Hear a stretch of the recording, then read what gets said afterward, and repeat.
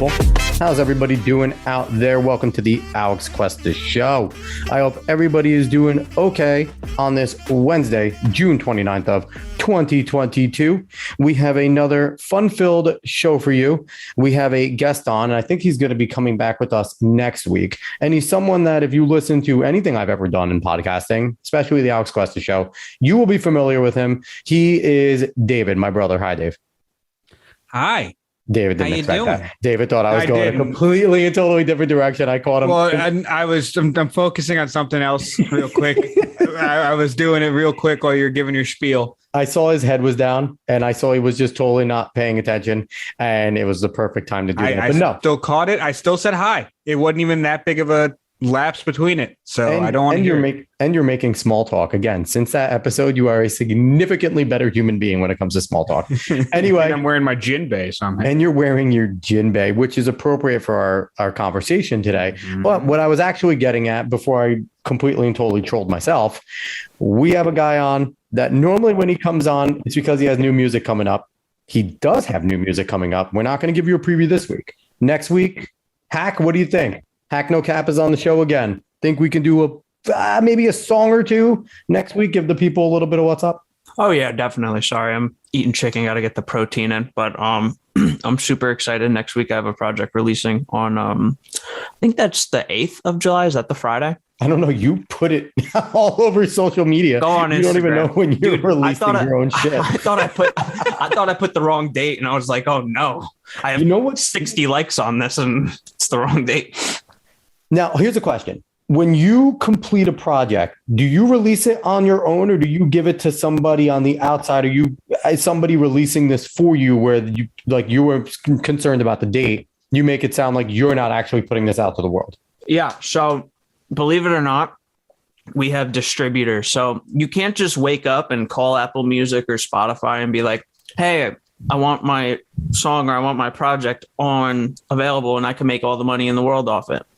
Unfortunately, that's not how it works. You have to go through either a record label or an independent distributor. That's what I use. I use DistroKid. Absolutely robbing me, by the way, but hey, it is what it is. So you submit it to DistroKid, and I'm putting my faith in them that they will have it out by the time. And they do a good job. They've only messed up one release, and it was like one of the first songs I ever because you have to give them a certain amount of time beforehand. Like you can't just say, hey, I want this out tomorrow and then expect it to be out on all platforms. Apple Music is super good with getting it on super fast if you're late, but Spotify is the one that's very slow. So I like to give it, you're supposed to give it 4 weeks, but I'm a procrastinator. I come up with a date in my head last second when it's going to release, and I just stick to that. I mean, I can agree with you because I use Spreaker to distribute this, and similar to DistroKid, it's weird. With iTunes, you can just create a show, throw it on iTunes, get it done. You can't do that with Spotify. You can't do that with a lot of the other ones. And that's ran into a little bit of issues sometimes with Spreaker, not releasing it too quickly on Spotify to the point where I want to promote it and I can't. Spotify's kind of fucked with that. But I think we're in the wrong game, guys. We should just be distributing things. I feel like that's that's a better way to do it. Oh yeah. And also what a lot of people don't think about is when you release something like a song, it's different in podcasting because you can't really do it. I have to think, hey, make sure it's enough time for even Instagram to process it, for even Snapchat to process it. Because now you could put songs over your stories and stuff like that. So I'm thinking ahead of the game. And it's like, when I release Smoking Gun, I don't think it's still on Snapchat. It's still not on Snapchat. And it also takes weeks and days to process the lyrics. So do you remember in horror films how I had you could read along with it? I know. I put those lyrics up somewhere. Mm-hmm. I put on a few of the songs. It takes weeks for that to develop. So with this project, I'm submitting it tonight. I can only pray that if I type up all the lyrics tonight and I do the recording thing to where it matches up with how I can only pray that stuff is out on Instagram by next week, by next Friday.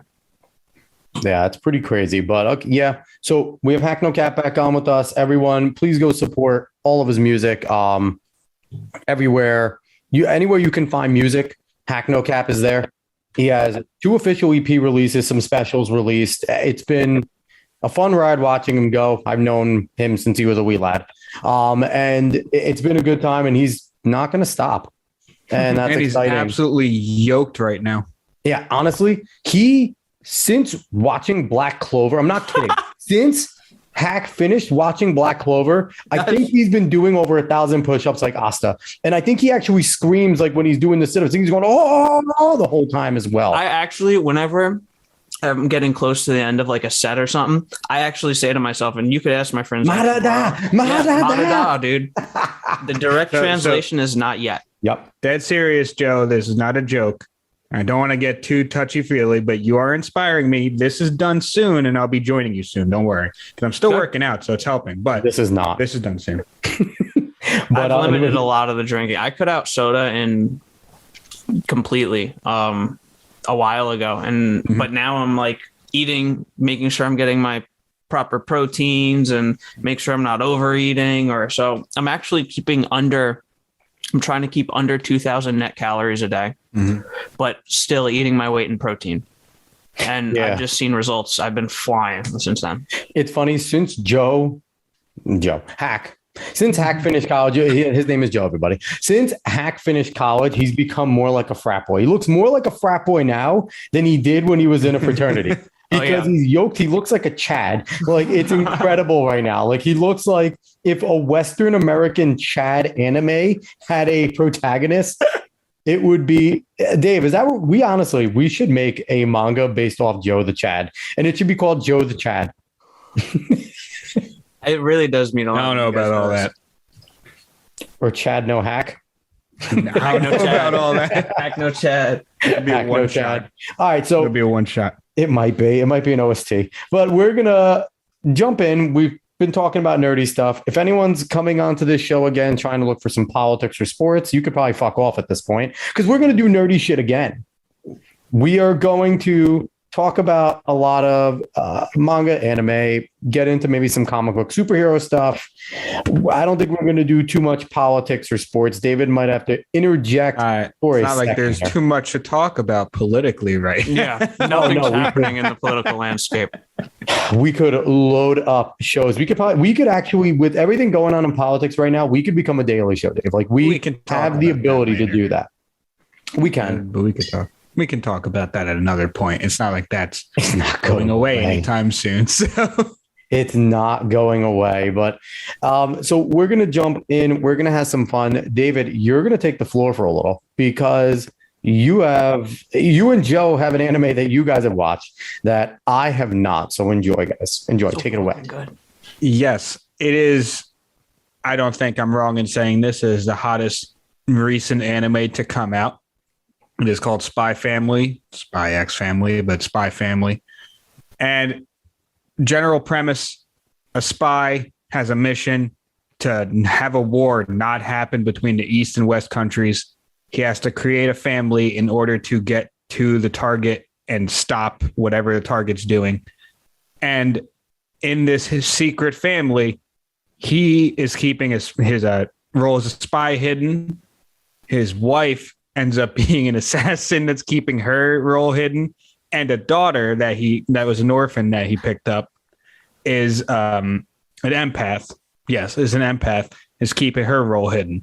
So all of them, well, the daughter knows about the mother and the father, but all of them are keeping their roles hidden and trying to play as a family while also getting closer as a family because of them playing these roles.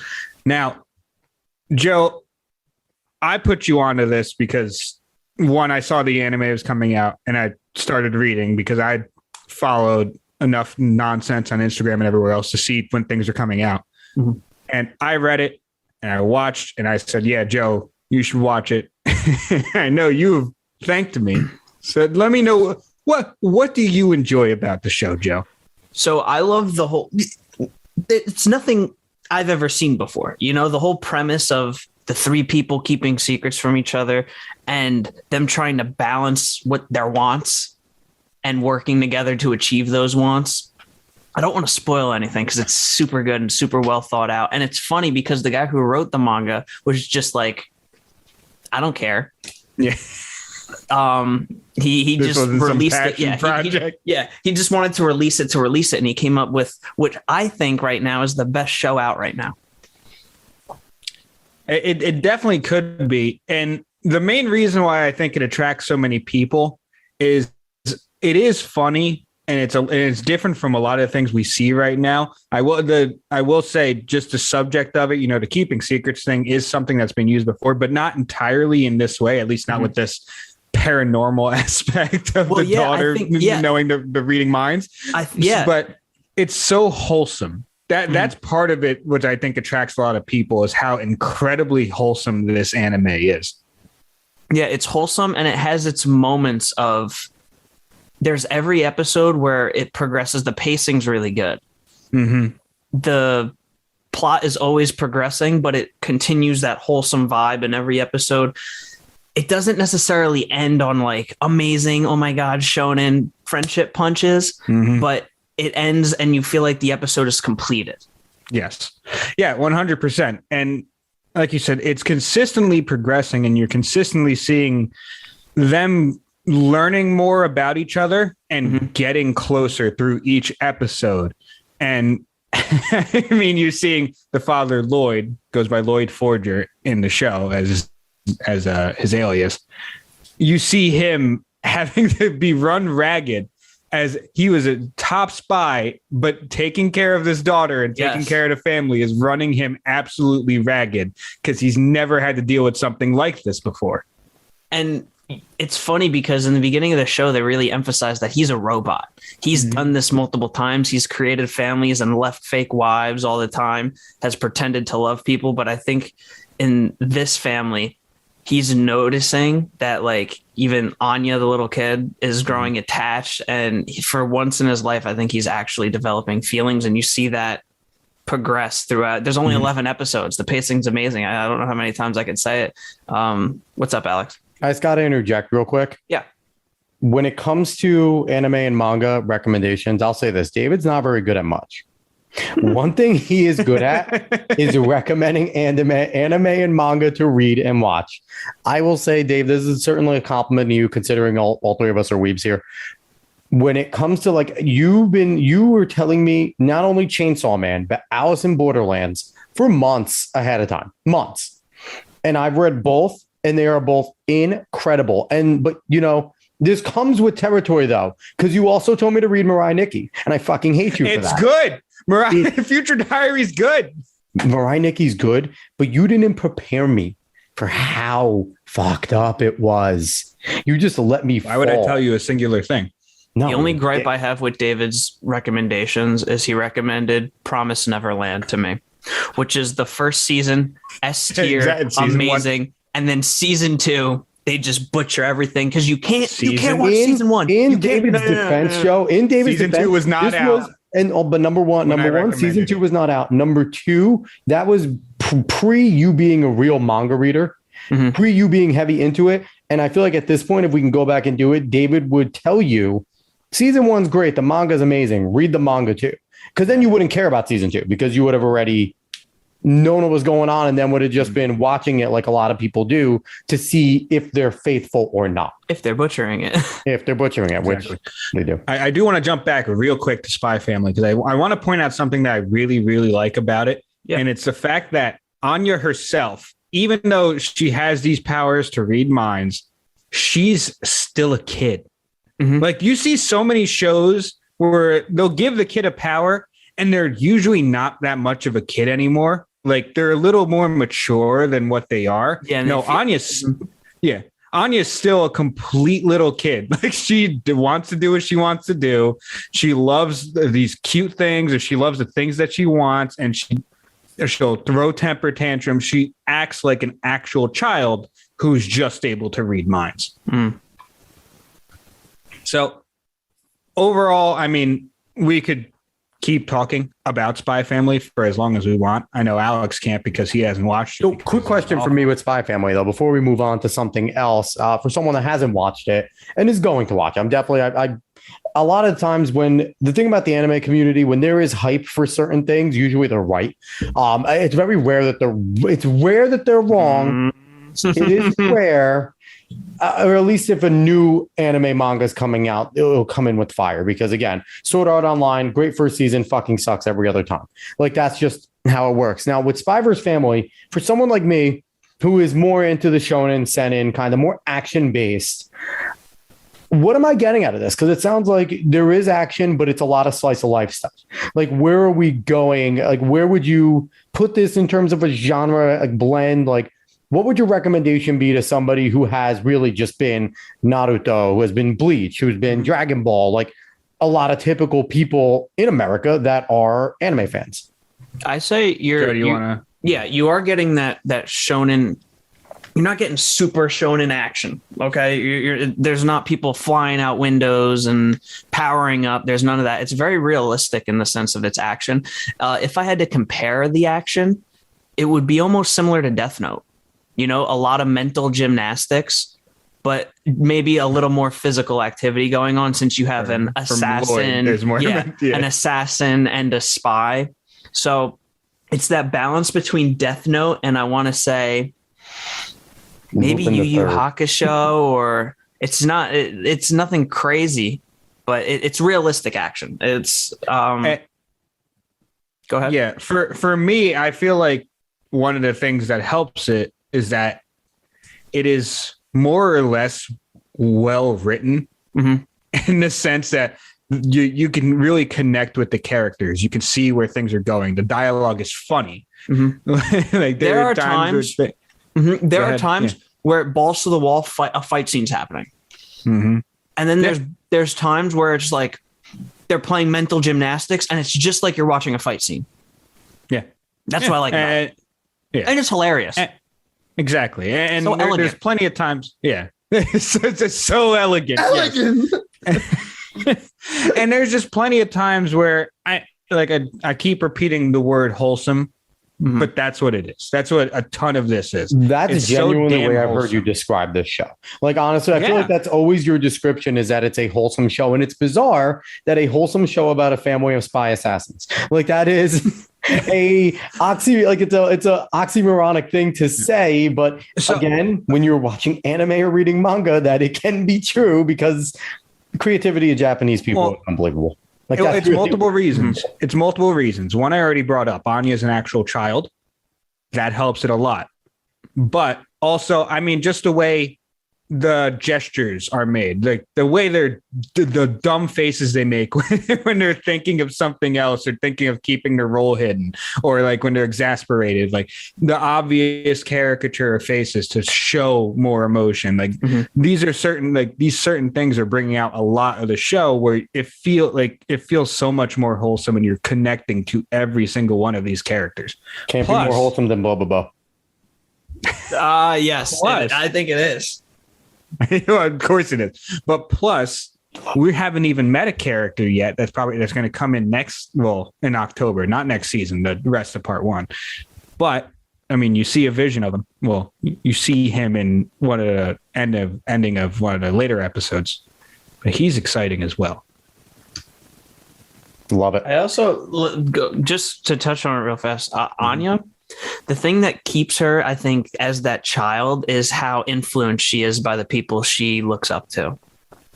So she knows what they want because she could read their mind, and it's just her trying to aspire to be that perfect whatever they want, and she does it as a kid does. So she obviously fucks it up a bunch of times, but in the end, she's trying super hard to stay. Yeah, and she's been an orphan her whole life. She's never been loved or wanted. So. Yeah, exactly. And I mean, she knows. It's not the biggest deal. Yeah. Like, she knows that he's a spy. She knows that she's an assassin. And she thinks that's the most exciting thing in the world. So she wants to kind of emulate how awesome her parents are. She wants a silenced pistol. She does want a silenced pistol. That is one of the first things she asked for. That's 100% true. That's awesome. But yet again, I don't know. It's a lot of family values. That's what it seems to be coming out of this. A lot of just things that I feel like we don't see as much in Western media anymore. This is where I wanted to jump to. Western media. Now, I could be wrong, but I can't think of something recently that got really big that more or less preaches and shows these type of family values, this type of really wholesome content where it's just, yeah, there's action and stuff. There's other things going on, but it is about this family. Well, I mean, there was Shameless, which is all about a really fucked up family. A gutter trash family in Chicago. There were a bunch of drunks and drug users, but it's all about the family. Shameless was hilarious. But no. And here's the thing. And this is my issue, and I agree with you that the West struggles with a lot because we're Spy Family, and with a lot of just, especially current manga and anime, they kind of gel genres very well. You're not just only going to get like a shonen a lot of times. You might get a shonen that branches into something else, or a seinen, or something where you could see shoujo characteristics, and like you'll get a blend. Where Western audiences, it seems like, especially with our action stuff, they just can't do it. They're bad at it. Me and you, Dave, we've talked about how Marvel has overstayed their welcome with the comedy. Like, it doesn't have to be in every single movie, and they just can't seem to understand that.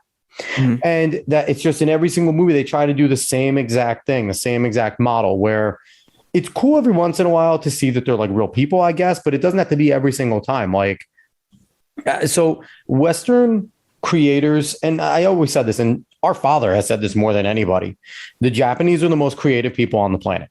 Yeah. Part of this is, Dave, and we talked about this as well before, they don't care if they come off as racist. They don't care if they come off as sexist. They don't care if they come off. They're going to write what they write. They're going to create what they create. And if you want to enjoy it, enjoy it. If you want to be offended by it, be offended by it. But it gives it more of a realism, because they're not stepping on toes. They're not walking on eggshells to do something. Where in the Western audiences, especially right now, they're creating everything to not piss somebody off, not to create something good, not to create something enjoyable, but they're doing things with the mindset of it needs to be like this because we don't want to get canceled. We don't want to get criticized. We don't want Twitter to go crazy. So I feel like that's a big issue with the West, and why the West can't do this stuff that the Japanese creators can. Joe, you had something to say. And then The Boys came out. The Boys doesn't care about your political affiliation, color, creed, or anything. They are going to make the most raunchy show that you have ever seen. I heard Herogasm is amazing. The episode Herogasm. It is the most. Yep. I haven't seen it yet. So, Joe, you're all caught up on The Boys. I've seen season 1. Just season 1 is fantastic. I need to catch up on the rest. But no, keep going. Sorry. It is the most raunchy, graphic piece of content I've ever seen in my entire life that wasn't real. The amount of detail they go into. And they do a good job balancing the superheroes are real with the fame and like a pro athlete. They compare it kind of like that. But then even some of the characters have great development. Homelander, if you follow Homelander from season 1 to season 3, you do 3 things that are key when you need a villain. You hate him, you empathize with him, and you understand him. They do a great job doing that. You kind of start to see that build towards the end of season 1. And then in season 2, I've started season 2. You see that one thing I noticed that they do very well. Again, I'm only one season. I got to catch up. They do talk about the geopolitical side. And like you said, they bring up kind of the big corporation stuff and, how big corporations are trying to turn a profit, and there's greed there. But then there's also the political aspect, but then there's also the expectations, and there's so much that goes on into it. And it's not necessarily a commentary on one thing. And that's what's cool. And you don't know. I think the best part about The Boys is I don't know what the director or producer's political values, religious values, anything are. I have no clue. I couldn't tell you. And it's not even that they do both sides or don't do both sides. Listen, I don't care if you're left or right. We all hate asshole big corporations. period. We don't like them. If they're morally bankrupt, for the most part, but if they're morally bankrupt and out in the open morally bankrupt, you'll get people both to rally against it. They'll be saying different things and want different things out of the outcome, but we will hate them. That's the thing with this. Like, you can't tell. And it's very good. I can't tell. And that's another issue. You can tell now when other content's created who it's trying to target. The Boys is trying to target, honestly, it's trying to target our age. Our generation is trying to target men. It doesn't hide that it's trying to necessarily target men because there's a lot of action. There's a lot of gore. There's a lot of sexual innuendo, a ton of it. Wacky stuff. But it's also, the funny thing is, the sexual innuendo isn't just tits and ass from women. It's there's dicks. Like there's a little bit of everything going on. Unfortunately, there is a lot of that. But you know what though? It's not, a lot of it's not gay dick. It's just kind of dick. Yeah, but still. there's a difference between a gay scene and just a flopping cock. There is a scene in season 3 that opens up season 3 in the first 15 I've heard minutes of this scene that I had to watch with my fingers over my eyes because I just couldn't stand to look at it. They didn't push boundaries. They took the wrecking ball that Miley Cyrus was flopping her tits on and they put it through the freaking boundary. Oh no. They're pushing the other side. Oh my. It's not, it's literally one of the most disgusting thing I've ever seen on that kind of medium. Now I certainly have to catch up. That just interests me even more.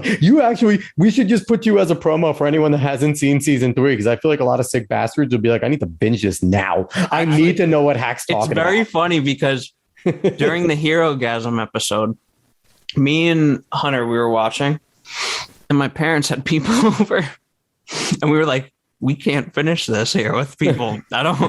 You can't have a Hero-gasm, did it? It's bad. So we went into this room that I'm in now, and we got through the Hero-gasm part, and then watched the fight scene where everyone could see it. So I'll let everybody know, not only is Joe a platonic male, Hunter is his cousin, so they didn't go into a room to watch sexual heroes and get horny with each other. It didn't happen. Slowly roll with that. You don't know. That's your cousin. You don't live in Lakers. He's anyway. Your cousin, please. But yeah, no, I do have to go. I definitely want to catch up, Dave. That is something that if you don't take recommendations well, you're a douchebag. Watch The Boys. The Boys is worth it.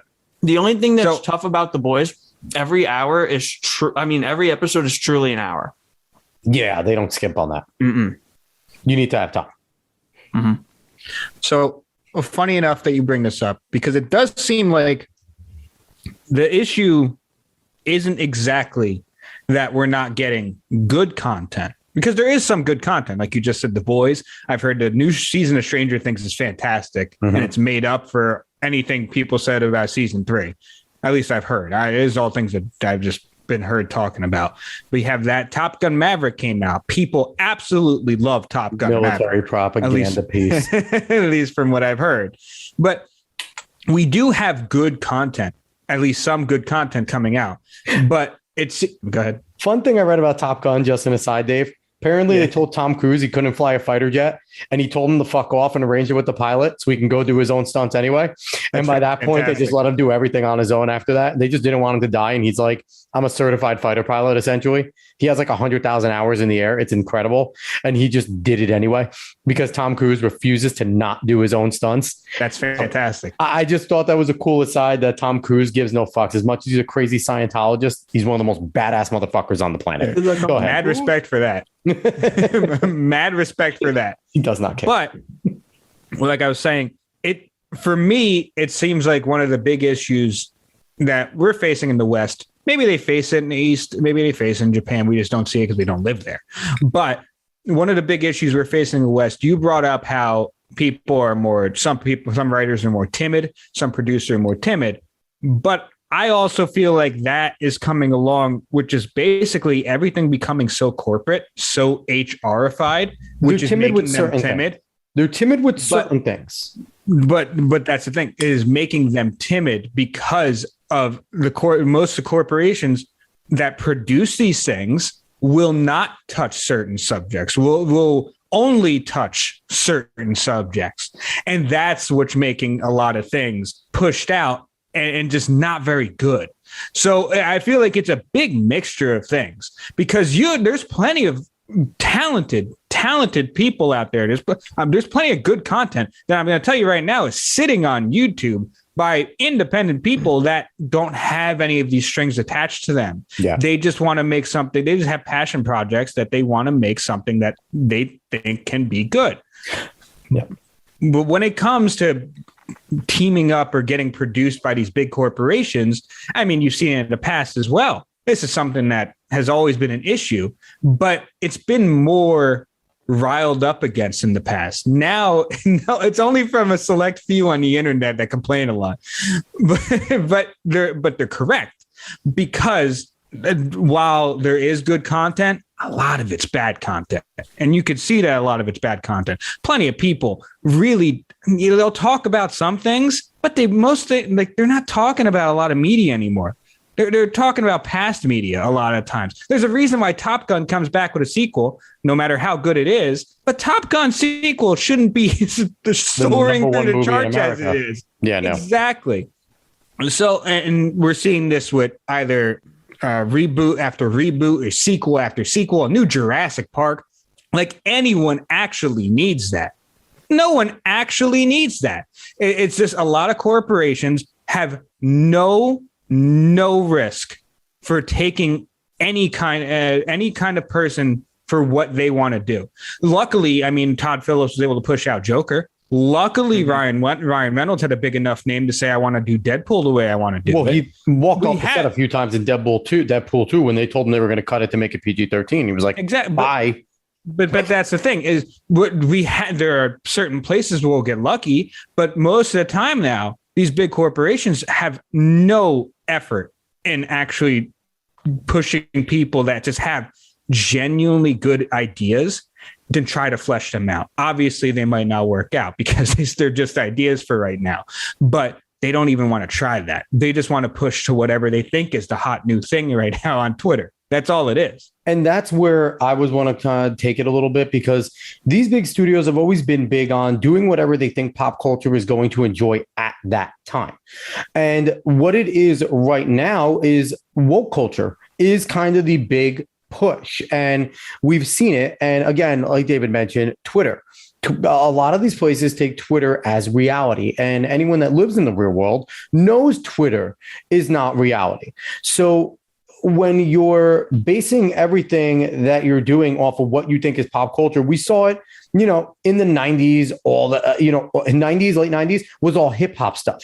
Everyone was wearing the loud pants and the bright colored shirt. Kind of White Man Can't Jump was reproduced in every which way with the music and with the style of everybody. They go with what they think is popular. And right now, what they think is popular happens to be a bunch of woke stuff. And it's not. It's not as popular as they think because, again, they follow Twitter as they think it's life. So they're trying to do this stuff, and it's going to come back around. It's going to come back around because once they start losing money because they can't, because, reruns are going to run their course. They're going to run their course, and they're going to start really losing money. Lightyear tanked. Disney movies don't tank. That doesn't really happen. Exactly. Big produced Disney movies don't tank, and Lightyear tanked. And why did it tank? It tanked because in the first 15 minutes, you have a lesbian kissing scene, which is unnecessary in a kid's movie. They've had gay characters, obviously gay characters in Disney movies, but they didn't need to be overtly gay. See, and the funny thing is I saw that come out, and I saw the conversations around that. And genuinely, I really don't think that would have been a big deal in the first place, not even 5-10 years ago. But also, yet again, who needs a Lightyear movie? Genuinely, who actually cares? Especially about when we some had backstory to and it. Fun fact, we had Buzz Lightyear in Star Command, the cartoon. Not even kidding. And that was a cartoon about Buzz Lightyear's life as a Star Command officer. Yes. It wasn't but it was fun, lighthearted, and it actually seemed to fit his character. Well, and the thing is, it was without Tim Allen, who is the voice of Buzz Lightyear. Mm-hmm. So there's We know why it was scene, without Tim Allen. It's without Tim Allen because Tim Allen's a staunch conservative. But other than that scene, you could take that scene out, and I'm telling you, the movie's still not doing that well. Yeah. It's still not beating Top Gun Maverick because no one needed a movie like that. And I know we've been talking a lot, Joe. The fucked up part, want to jump in at any time. Joe's not shy. But the fucked up part is that I was actually okay and looking forward to Lightyear when I first saw the previews. Because again, we might not need it, but if you're taking it away from the toy and you're kind of just making it kind of realish and having fun with it, listen, who doesn't like space police that are badass? That could just be a cool story on its own. But the fact, again, you took Tim Allen out of it, and then it's over. It's not Buzz Lightyear anymore. In a movie setting, it's not Buzz Lightyear. It's got someone cosplaying as Buzz Lightyear. And, I feel a little bad for Chris Evans because Chris Evans is a fine actor. He's not. He's a good actor. He's a good action actor. I'm guaranteed he actually did probably a pretty good job. But I mean, it's kind of fucked up and sad too how politics controls everything. Mm-hmm. It's controlling everything right now because there's a good reason. A bunch of conservatives definitely did not go see that movie because Tim Allen wasn't there and Tim Allen was a conservative. So to support Tim Allen, a bunch of people didn't go see it. I guarantee that was part of it. And that sucks. That sucks that that's a reason to go see a movie. Or not. I mean, I didn't see it because I'm not a big movie guy. I'd rather watch a good TV show than a good movie. I have 2 young kids and me and my wife don't go out anymore. So that's why I didn't see it. I'll watch it on Disney Plus when it comes out. This is why it sucks because I'm a big TV show guy. And, there are some animes out there that are super good, but there's such a stigma around them still because of the community that like, my friends are like, oh, there's nothing on. I don't watch anything. And I've been trying to tell my one friend, Brendan, I was just like, yo, watch SpyXFamily. And he's like, no, I don't like the medium. It's just, it's weird. It's this. David and I have never cared. I know. But there's just such a stigma around it. And people are missing out on so many good stories just because they think, oh, it's weird. Oh, it's this. Oh, it's which is hilarious. Idiot. Yeah, because they saw an idiot on the internet dress up as Zenith doing the Naruto run or doing whatever. Yeah. Which is hilarious though, because Joe, you did, definitely, I 100% broke that stigma throughout high school and stuff because I played football. I was an athlete. Yeah. I lettered in every season in high school except for one when I played freshman football. I was a varsity letter winner in 11 of 12 or whatever it is possible seasons. And I openly enjoyed anime. And the thing is, though, and the funny thing is, when you openly enjoy shit, it doesn't matter what it is. It could be cool. It could be weird. It could be whatever. If you're in a crowd, if you're courageous enough to openly enjoy something that's fucking weird, people will join you. Yeah. And it's not as weird as it was. You have, the guy that played Killmonger. I forget his name right now.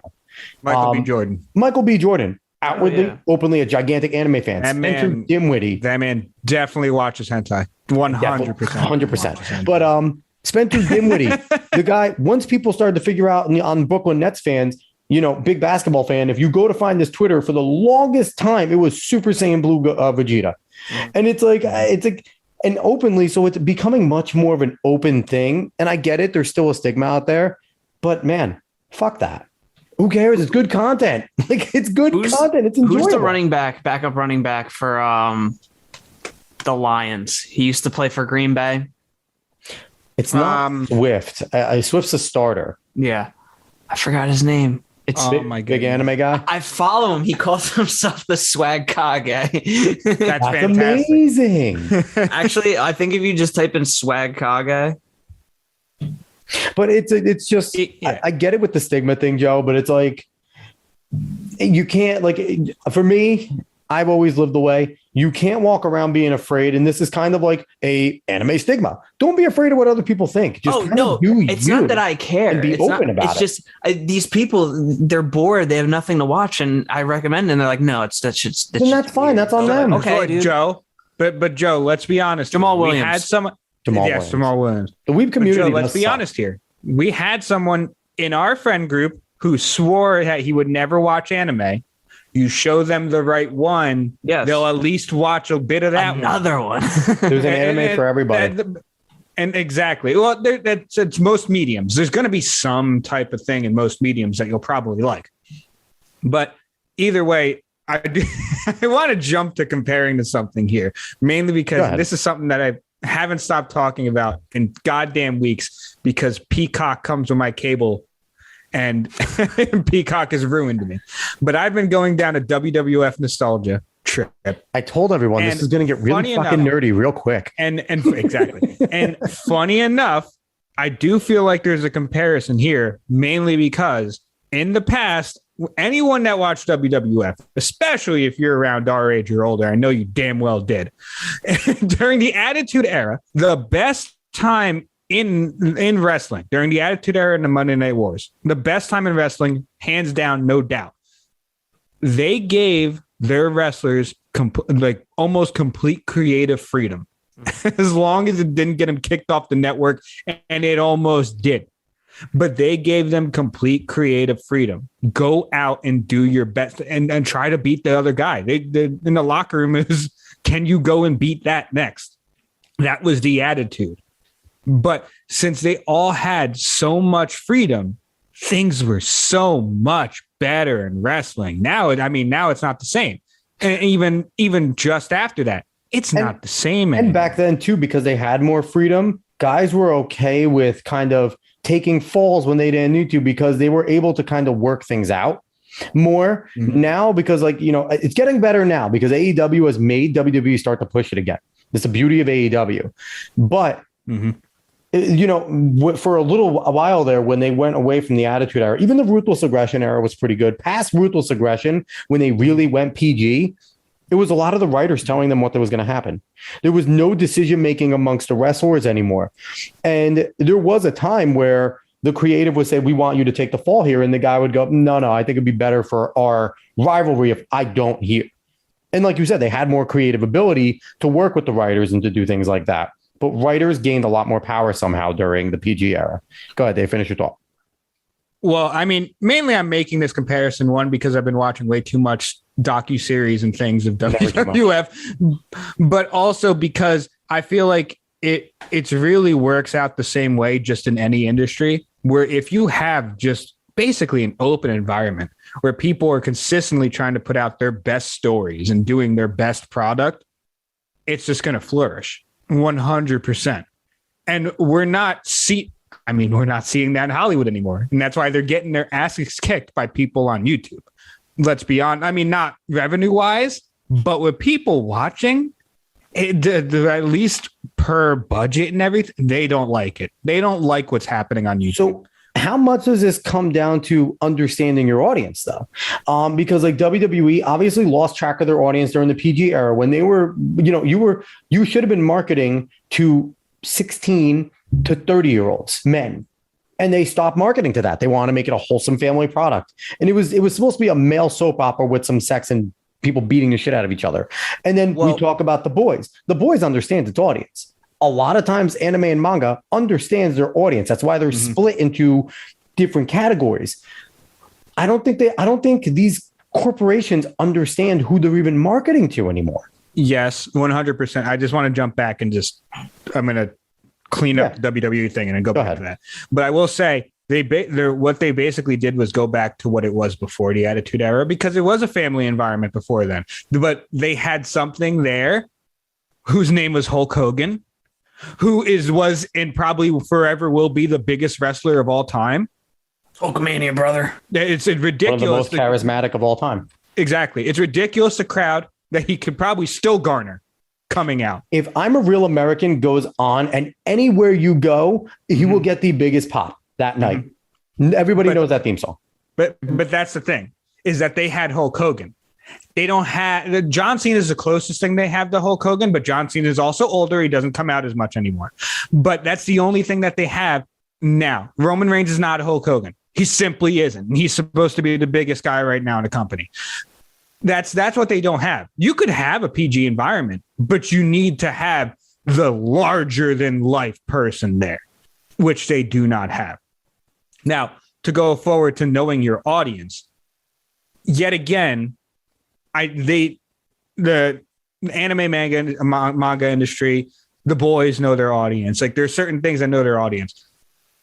I just want to say, if it's more of an open environment, if Hollywood decided to take more people that just have good ideas elevator pitch ideas. How many stories, how many movies have come out that are fantastic by a person that basically trapped someone in the elevator and said, I have this idea real quick. I think it's really good. And they got lucky enough to keep going. But that's the thing, is that if it's open enough where you'll actually take in any and all ideas that you think can actually fit into a good narrative, into a good story, you'll find the audience there. There's an audience there for a good story, for almost any good story. Most of the time, these things don't just get left high and dry. So that's the thing, is Hollywood doesn't know their audience because they're trying to pander to an audience, one, that doesn't watch them in the first place, but also two, that isn't there. It simply is not there. And I mean, I guess it's the beauty of what Sundance, Tribeca, Cannes used to be, still is to an extent, but essentially where the indie people got their say and got the chance to kind of get the attention of these Hollywood studios because the reaction will be so good in the community. And, you know, it is a big deal when an Academy Award a movie that was produced by a big company or got cleaned up, it was like, all right, originally in Sundance, originally in Cannes, originally in Tribeca, because this is where you do get your creativity. That's the places where your producers, small budget, almost all of them small budget, but they are doing their passion. And which is why you see some of these big actors, when they step away and they want to direct and do their own stuff, they don't go to the studio. They'll maybe work with a studio exec that's with them and they understand how to get things done, but they go to Tribeca, they go to Cannes, they go to Sundance, and they put it in there. And obviously their name helps drive it to popularity a little more. But if the product is shit, they don't care at Sundance. They don't care at Cannes. They don't care at Tribeca. They'll tell you it's bad.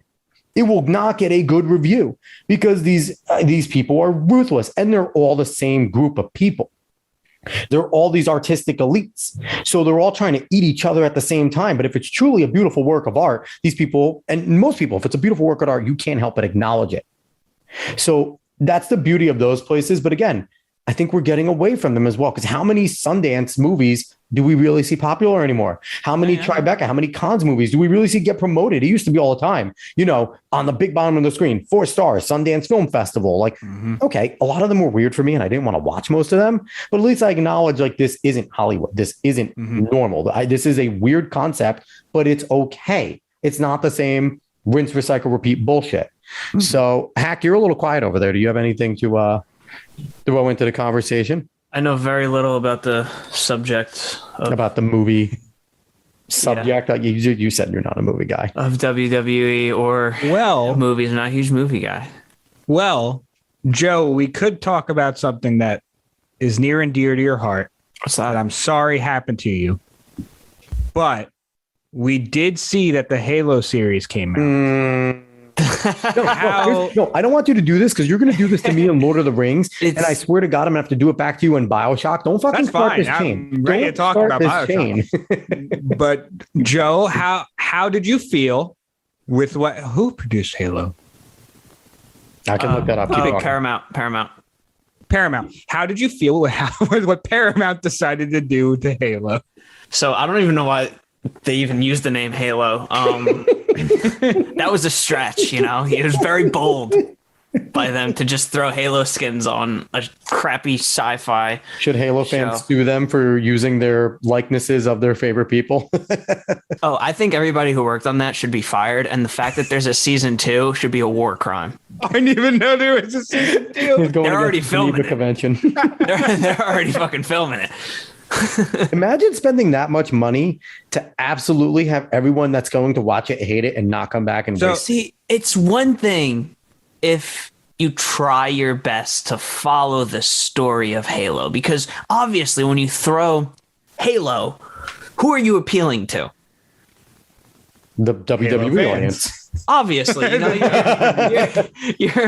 you're appealing to the people who watch TLC every night. That's it. No, you're appealing to video gamers. You're appealing to people who watched and played and followed and read the books. You know, these people, they're like, oh yeah, we didn't even really play the games. We just kind of wanted to read the books and see what happened with that. And they just kind of like made guesstimates because, you know, the people who write these books, I love how mad he is. They're writing it because the gamers who are going to read those books already have the first 3 games in context. So, they hint in these books that, Halo might be a weapon, or like the Forerunners, like some of these books are about Forerunners. So they know why the Halos are built. In the TV show, you should not know where we are in the timeline that Halo even exists. In the second or third episode, and this is when I stopped watching. I'm gonna be honest, I couldn't. What a fake fan. Yeah, I know. I'm happy you stopped watching. I couldn't. Hey, listen. The action scenes were pretty cool because you got to see like, what a real plasma pistol would do to people. It was very graphic and gory, and that was pretty cool. Like the 3 action scenes that they had throughout 8 episodes was amazing. And what happened? Master Chief basically he meets this guy, some like hobo crazy guy. He's in a jail cell, and he tells him Halo's a weapon. Nobody knows. If you played the video games, they stumble upon Halo in the second. I almost said episode in the second level while making a space leap. So they stumble upon Halo completely on accident. And like, what the hell is this? Oh, we're crashing on it, and then you explore it. Nobody should know that there's a weapon out there that was built to combat a parasite that's going to eat the entire world. Way to give up the plot. Oh yeah, sorry. It came out in 2001. You Okay, fucking dick. that's like spoiling Hunter x Hunter or Naruto. Like Don't do it. It's been out for 17 years. Sorry. Don't do it.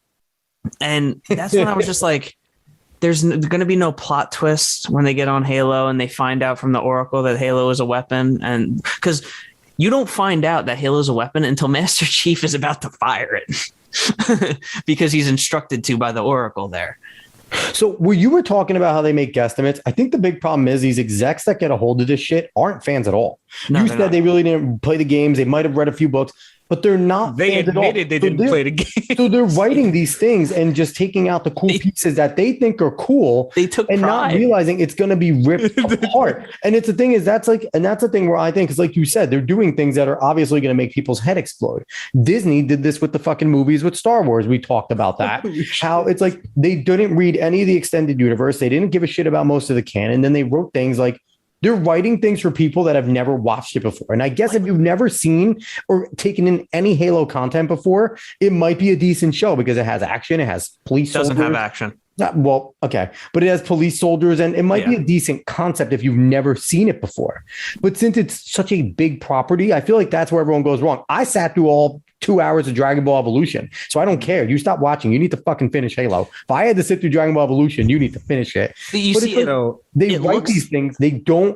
They're not fans. So they're writing it for people that aren't fans. They're not writing it for fans in these big Hollywood studios. That's what I think is going to get really wrong. Yes. And the producers are acting like they're building a franchise from scratch, we need to appeal to everybody. No, just appeal to Halo fans and you'll break records. That's really all you have to do. I mean, visually, everything looks Halo. Everything else, the music doesn't feel Halo. The dialogue doesn't feel Halo. How hard is it to just go, fucking rocket science? You could literally use Marty O'Donnell's soundtrack and not get sued because he made it free for everybody to use. Just get Incubus to go make a new fucking anthem, 4-song anthem that they did for Halo 2. Yes. No, you could use it for free. The modular, the remix is free. It's all free to use. But again, they're copyrighted. Not fans. They're not funny fans. enough. That's the problem. I remember when this was coming out, and I was in a group chat. And I said to Joe, Joe, you ready? I was like, I don't know if this is going to be good. You had hope in the beginning. You wanted to give it the benefit of the doubt. I remember the first episode came out, and I was like, "How do you feel about it, buddy?" He's like, "Well, they had the plasma pistol, they have all these they had the weapons and everything." It's like they fan service. The whole first episode was fan service. I was like, okay, they're on some shit right now. And then I remember I was at your house after the third episode came out, and I asked you how you were feeling, and you just got the most destroyed look on your face. Well, it's like the Netflix Death Note. I actually was interested because I was like, a live action Death Note could be awesome if it's done right. I watched the first 6 minutes and I turned it off. It was so fucking bad. Just the way they made Light, the first few words out of Light's mouth, I'm like, nope. Like, I turned it off. Like, it was just not Light Yagami at all. It just wasn't him. And then they showed a little bit of Ryuk, and I'm like, this is Bollywood bad. Like, it was that bad. And again, that's the problem. And this is why I'm scared, Dave, because Kevin Feige, however the fuck you say that loser's last name, Feige. is already said that Disney is in the process of purchasing Dragon Ball's franchise film rights to make live action. And I didn't know he is going to be the one that wants to frontman it. Now, here's the thing. What have we learned? When Kevin Feige frontman something, it's fucking terrible. That's what we've learned. It's gotten worse because he's gotten to his goddamn head. He was better in the beginning when he actually tried to kind of do things within the comics.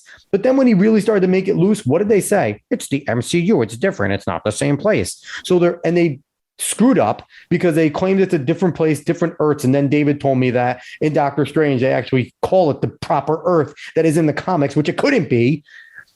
And also, like, again, you let guys like Jon Favreau do the Star Wars stuff. Beautiful. He's an unbelievable comic book and mega fan.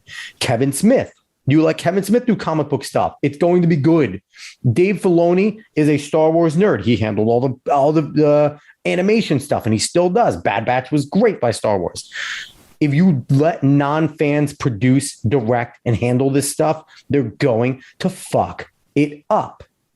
So if Kevin Feige is actually heading Dragon Ball, I refuse to watch it. Because you want to know something? Because they're going to take all the jokes and all the little shit that was definitely racist or fucked up before Toriyama to do, but it gave Dragon Ball the quirk that it had. And they're going to take it and they're going to woke it. And it's going to be bad. I might have to stop being a Dragon Ball fan if they sell it to him. So there is definitely, you guys have noticed this, but there's definitely a part of me that laughs at all this.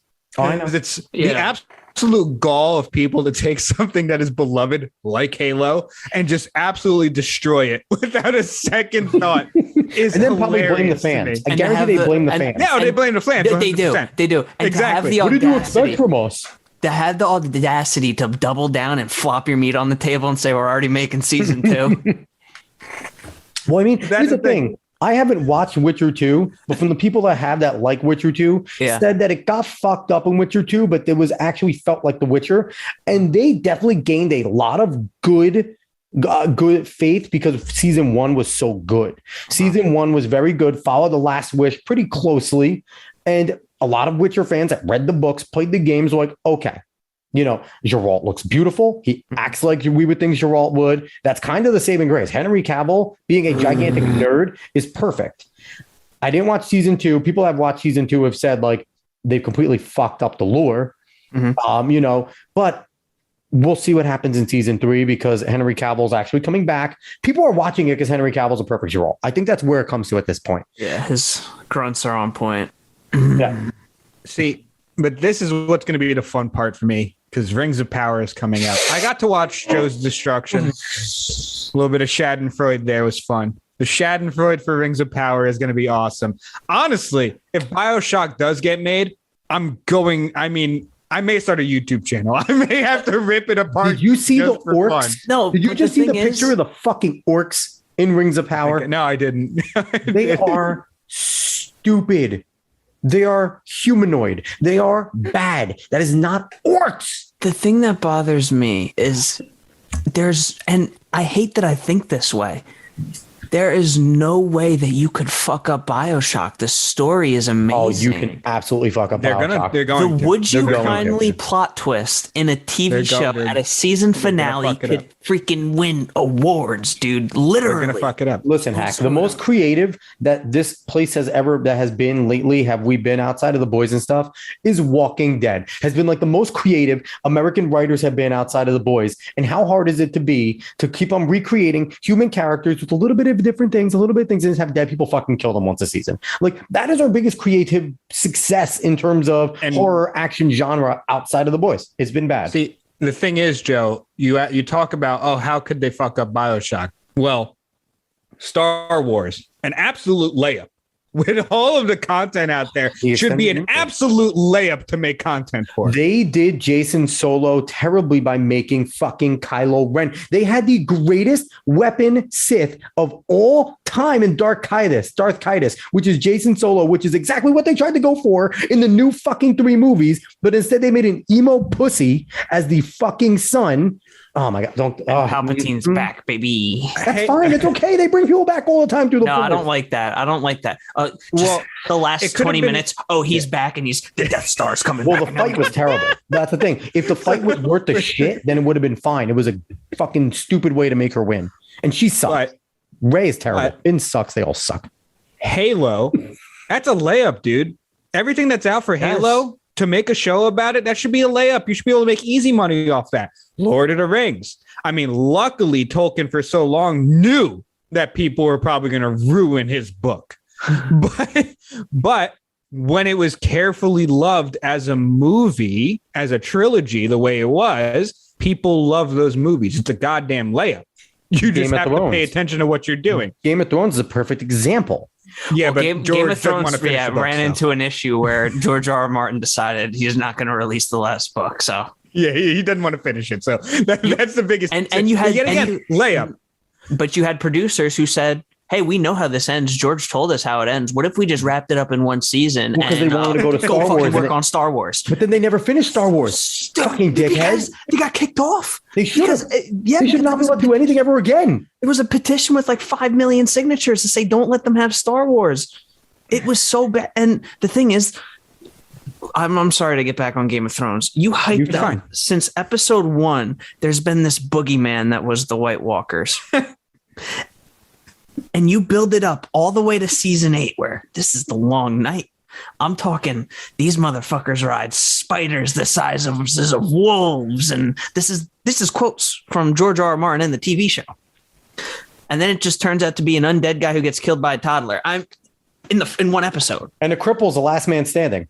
No, and I'm fine with that. I actually predicted that. I'm not happy that Braun was left there. I don't give a fuck. Spoiler. Do you remember my one-eyed Raven bullshit? Do you remember my group chat after season 2? Yeah, I think it was season 2 or season 3. It was Bran is the reason for the season. I knew he was going to be the king. That is, yeah. And I'm okay with that. It's just how they got there was so rushed. There's no reason the long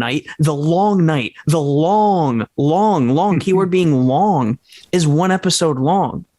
And now they're going to make a show about a season that was already made about Jon Snow wandering the fucking wilderness. They're going to make a full show about a full season that already happened. And all because they can't let it go. You could have, George R. R. Martin said this could be 13, 14 seasons long. The Long Night itself could have been 1 or 2 seasons. Could you imagine just fighting the White Walkers and like people actually dying? And I'm okay with them a little bit because George R. R. Martin writes Bibles and they're detailed and they are difficult reads. You have to go back and read a few of them. And it's similar Lord of the Rings, but much more detailed than Tolkien ever was. Mm-hmm. Tolkien had some fun shit. He does a lot of world building. George R. R. Martin is very world building, very detail oriented. And he's kind of sleight of hand in his writing where you could miss something that they allude to. And you're like, fuck, I have to go back and figure out where this came from. It's the only book I've ever highlighted like an English teacher. It's amazing. But the thing is, I can understand them wanting to kind of bring it down a little bit. I think what pisses everybody off, more than anything is we were promised at least 10 seasons. We were promised 10 seasons by them. They told us with the content we have alone, without George finishing the final book, we have 10 seasons here. We're going to give you guys the proper due and respect that his work deserves. And what do they do? Eat a fat one, motherfuckers. You're getting 8 seasons. And you're going to like it. And that's it. Mm-hmm. My headcanon ended at the end of season 6, Battle of the Bastards. Or in when the church exploded. Was that season 7 or was that the end of season 6 too? You can ask Julie in one of the episodes where Arya is just like running through the fucking city. I'm like, she should be dead. Oh, she should be dead. Oh, there she should be dead. Oh, when she died like there. The cut. She died there. Yeah. Mm-hmm. She fucking blew up 6 times. Yeah. And she's like 6 inches tall. And I'm okay with that plot armor. And it's just anything past season 6 is just not real. I think anything past season 6 is plot armor. It's all plot armor after that. That's all it really is. It's not. We can go on about Game of Thrones. We can have a whole fucking podcast with David being mute and complaining about Game of Thrones. Half of season 7 was really just anime filler. It went. was. And what I think the most tragic part and why fans were the most pissed about something like Game of Thrones was for 6 seasons, it was the best show on TV. Yep. Hands down, bar none. There wasn't a single show touching it. People waited week by week, and there was a discussion. And you were on Twitter. Everything was like live. Everything was so cool. Julie and I were late to it. We didn't get in until season 4. We watched the first 2 episodes, and then we would binge 5 episodes a night just to catch up before it fucking started again. It was that compelling and good. And just for them to throw it away. And Dave, so here's the thing. Hearing what we said here, what's worse? What's worse, being faithful, being good, doing it all perfectly just to get to the end and go, assholes, and just do what you want? Or fuck it up from the beginning, piss a bunch of people off, but go away and not come back. It's done. We got Cowboy Bebop for a season. The actors claimed it was going to get good in season 2. That's kind of like communism. We'll get it right the next time. It doesn't work. It's bad. So what do you think is worse? Fuck it up from the get-go, get it out of the way, get this shit off the air, or lead you along, beautiful, awesome. We've read the books. We love this. It's great. It's been perfect. And now it's over. And no closure. A ruined orgasm. It's bad. See, I didn't watch any Game of Thrones. I still recommend watching it. I think I watched maybe like 20 minutes because other people were watching it, and that's all they were doing. So I sat and just watched the end of whatever episode that was.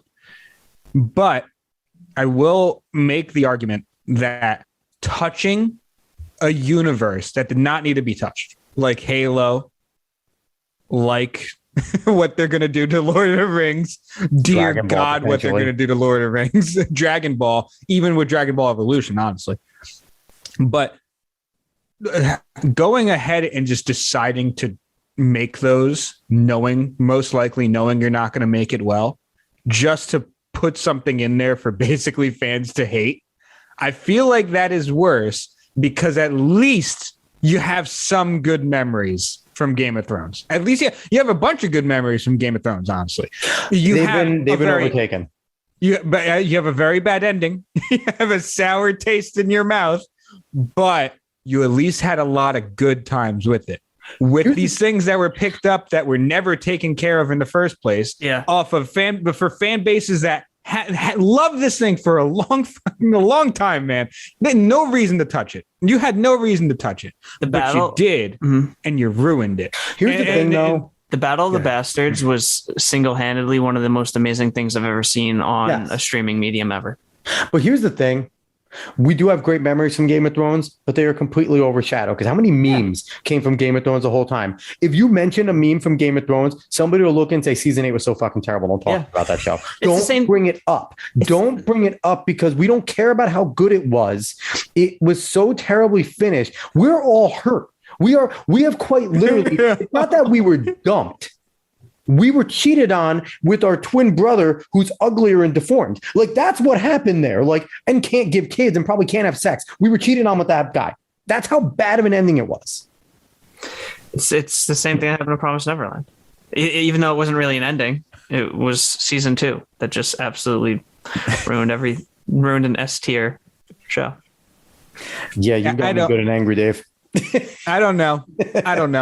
I can't wait for Rings of Power, honestly. Fuck you. I may actually watch it just to piss you off, just to bring it up every single time I talk to you. You know what? I just can't wait till they try to fuck up and make the Silmarillion, which you can't make, because it's quite literally making the Bible. To touch that. It's making a Bible. Tolkien wrote a Bible with that, but the whole first chapter is quite literally creation. It is creation story from the Bible in Tolkien. So please write it. Actually, maybe these motherfuckers will get religion. They need Jesus. I can't wait for them to ruin One Punch Man, because that's also a live action coming out. Again, beautiful. I feel like a problem with Americans is they can't do the type of jokes because they're scared to. They're scared to do some of the jokes that Japanese people will do. And One Punch Man's different. One Punch Man is not. But do you want to know who's making it? Who's making it? The producer and directors behind Fast and Furious. So the rumors is that there's a small possibility he is interested in the role, that we get a Vin Diesel One Punch Man. He's too jacked. I know. You need a That's the skinny- thing about St. you Thomas, need to because you need to give me fucking Michael Cera. Just put a bald hat on him, and there's your One Punch Man. Michael Cera is the perfect Saitama. honestly, yeah, he's Give absolutely me Michael perfect. Cera as Saitama, and he would be perfect because he has that demeanor about him. Can you just see Michael Cera just looking at somebody getting hyped, just going, okay, like it would be so good, like super serious punch, like that would be like. But again, can we make a gag movie? Like you would need to make a Hollywood production movie, but make it Blank Man. You guys remember Blank Man with Damon Wayans? I think it was. And you guys might have been too young, but Blank Man was quite literally a guy who thought he was a superhero, who wasn't, had a secret layer and everything. And it was just a gag movie. And it was the Wayans bros. And the Wayans are great at that. We take ourselves too fucking serious right now. We can't even make gag spoof movies anymore well. And if you're going to do it, you need to make a gag movie. But they're going to do what they did to Avatar. I guarantee Saitama's going to be way too serious about it. He's going to be this big serious dude. They're not going to make Genos well. There's going to be two serious guys, no straight man. Like again, they might as well let M. Night Shyamalan do fucking this because they're going to screw it up. So this episode just made me angry. We need to end this episode soon. We're going way too long and I'm getting angry. Yeah. So I, yet again, can't wait for Rings of Power. Can't wait for BioShock if it happens. Honestly, at this point, I'll probably watch it just to rip it apart. Watch BioShock's like a work of art. Is perfect in every which way. So funny. It's should like be extravagant. Like basically they have the Jurassic Park guy that comes in the bottom of the screen. We spared no expense, like type of deal. Like watch it's perfect. And Dave is the only person happy. they're gonna come out and they're gonna be like, yeah, you know what, as the producers, they're gonna be, yeah, you know what, we did play the games, but we did it blindfolded and with headphones on. So no, this is you don't the be product. better. The producers come out and they're little Japanese men, and you're like, that's why it's so good because they understand this type of shit. Anything else before we wrap up? Because we got to go along here. Chainsaw Man, yes, we got to talk about that quickly. In anime and manga news, Chainsaw Man Part 2. We should have led with the news. Yeah. Comes out on July 13th. Well, starts coming out on July 13th. I'm very excited for that. I think we're all very excited for that. Mm-hmm. The anime is coming out around October of this year. Yet again, cannot wait for that. I will stick by my word saying that, especially since it's Mappa making it, it should be anime of the year. It should be the hottest thing out when it comes out. It's going to be the most popular anime very, very fast, I think. It 100% should be. Yeah. Because the pacing is fast. Every other page, you blink and cough and 3 people are dead. It's just so good. Like we'll see how they slow down the pacing, because in order to make an anime, they're going to have to slow it down a little bit. They will. Because to make it a coherent anime, they're going to have to, they'll probably touch a little more on Denji's emotions and his growth a little more, but they will have to slow it down a little bit. I don't know if the trailer's anything to be, that might not. From the trailers, fucking high octane. Both the trailers, music. Both the trailers have been perfect. Yeah. Everything is a brilliant Chainsaw Man aura. We are getting a confirmed preview of a panel from the anime and a trailer allegedly on the 4th of July. That's some good stuff. Thank you all for listening to us rant. I hope you enjoyed it. I'm happy to have gotten both Joe and Alex angry in the same podcast. That was fun. That was a lot of fun. Yeah, but Joe's much more calm in his anger. I just get really worked up. I do have to mention quickly, we mentioned Black Clover. That is a 2023 movie release coming out. So if you're a Black Clover fan, as Joe is, because he's probably in his headphones listening to all the anthems on repeat as we go through this show right now. They're 13 for 13 on opening songs. They are, and Jujutsu Kaisen and whatchamacallit, Demon Slayer have catching up to do, because they have been perfect. Black Clover, they are the king of anime songs right now in my eyes. But all right, Joe, Hack, last words. What do you got? Stay nerdy. Watch anime, and don't care what people think, because it's a very good medium, and there's a lot of stories that you would have never thought of. Anything else about your music? Because you are a music artist. So yeah, I have a single dropping on Friday, which is in. Do we have a name yet? Yeah, it's called Mind, Body, Soul. It's basically about the sacrifices you make when you decide to make music, and the things that you kind of mental gymnastics you put yourself through to be able to keep releasing new and original content. Fun fact about Hack: if you want to know what anime he's watching, just listen to his current songs. If you listen to the evolution, you'll know when he was really into My Hero Academia, because Call Me Young Izuku, that was in there in one thing. Like, he drops whatever anime he's watching. You'll definitely. Is there any boys references in here? Because no. Surprisingly, a lot of these songs finished while I was watching Naruto. There's actually a surprisingly not a lot of anime references. There is that one scene from the sub of ReZero in there where he's like, I hate myself. Like, it was a good sample. It was a very good part. But that is a fun fact. If you want to know what anime or manga Joe is reading or watching, just listen to his music and you'll know what he was doing at the time. 110%, because it's what I write, what I actually like, either feel or what I'm experiencing at the time, and I'll probably have something about Homelander in one of my songs. And, look for one of his songs that's just named Marada.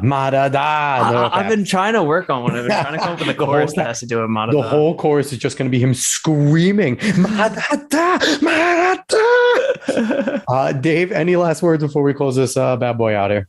Be a nerd in almost anything that you want to be a nerd in. It's fun. It's fun to get passionate about something. It's very fun to have conversations and debates about things, especially inane things that really don't matter that much in the grand scheme, but are really fun to think about. Also, if there is one thing to take from all the stuff that we talked about from this podcast and all the shit that we talked about with Western media is, if you haven't noticed, we're saying there's not much good content out there. Go make some. If you have an idea, you have no reason to think, oh, people might not like it. Believe me, people are starved. Go make something. Good to take some inspiration from Joe, who's putting out music. It's not easy to put something out that you made, not knowing what the reception is going to be. But give yourself some credit too. Give yourself some credit too. We put shit out every single week too, knowing that Joe listens to it and we re-listen to it, and that's it. But we do it every week. But that's true. But the thing is, just put it out, because there is just absolute starvation for content. So keep on putting whatever ideas you have on out there. Mirror image them. Do what you want to do. Have fun doing it. And like Dave said, there is always people that are starving for it. And if you're ever curious if what you like, people might not like, quite literally go to YouTube. There is thousands of people that like what you like. If you sit there and you watch anime for the first time and you hear this theme song and it's fucking badass, you can't understand a single word, but you just vibe with it. Go look it up on anime. You will see thousands of likes on it. And you'll see multiple covers, and you'll see English versions. Thousands. You'll see millions. Yeah. Listen, the biggest anime song still to this moment, I will argue, is Gorenge by Lisa. You ask any anime fan, they might not even like Demon Slayer. They know that song by Lisa, and Americans love it. So if you enjoy something, go and enjoy it. Like Dave said, if you have an idea, whether it's to start a podcast, make some music, write a book, write a screenplay, possibly take your hand in comics, do it. Just go do it. I've been perpetually writing for 8 years and haven't released anything, but it gets my mind out there. I started a new project, a little anthology project. Maybe it'll see the light of day. David keeps on yelling at me to put it on a blog. I might, but that's it. Just do you, have some fun. And if you like doing something, if you like something, there is thousands of people that are like-minded like you. I guarantee that. So just go for it. All right. Hack, we can have you back next week. Talk about your release. Yeah, we'll do that. And also, I didn't get approval from you for this, but we're also going to be, and I'm just going to say we're going to do it because this is what I want to do. Anime tier list. We'll try and work on it. We'll see if we can get it done. A week is a lot to do for anime. Going back, have one. What? Are we each going to have our own list, or are we going to kind of composite it? Well, we could do it live. There's you could do myanimelist.com and we could just go through the top ones, and because we've probably seen the top ones at least, and we could rank them. Mm-hmm. Yeah, and even the ones we haven't. Okay, so that could be fun. We'll do a My Anime List thing, and we'll really show how nerdy we are, because I guess in a way, me and Dave might compete with how many we've seen in that sense. I think Dave has me at this point. You definitely read more manga than I have. Maybe. Black Clover, the opening number 13, Grandeur, has 17 million views on YouTube. There you go. And arguable, Grandeur isn't the best opening. An amazing opening, arguable. I kind of like Black Rover better. I was about to say Black Rover, OP10. And Black Catcher. The two, Black Rover and Black Catcher are amazing.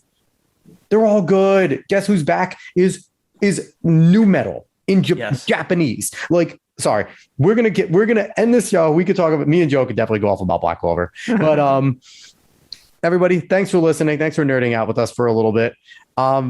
If you came here for politics or sports, I apologize. We kept it a little more lighthearted, talked about a bunch of nerdy stuff, kind of covered every medium. And we essentially just didn't talk about Star Trek. Maybe one day. But everyone, thanks so much for listening. I hope everyone's safe out there. I hope they enjoy this episode. And Hack will be back with us next week, talking a little bit more about music, a ton more about anime, might still politics in there. Everybody, thanks so much for watching. Thanks for listening. We used to do video. We don't anymore. I'm lazy. Bye, everybody.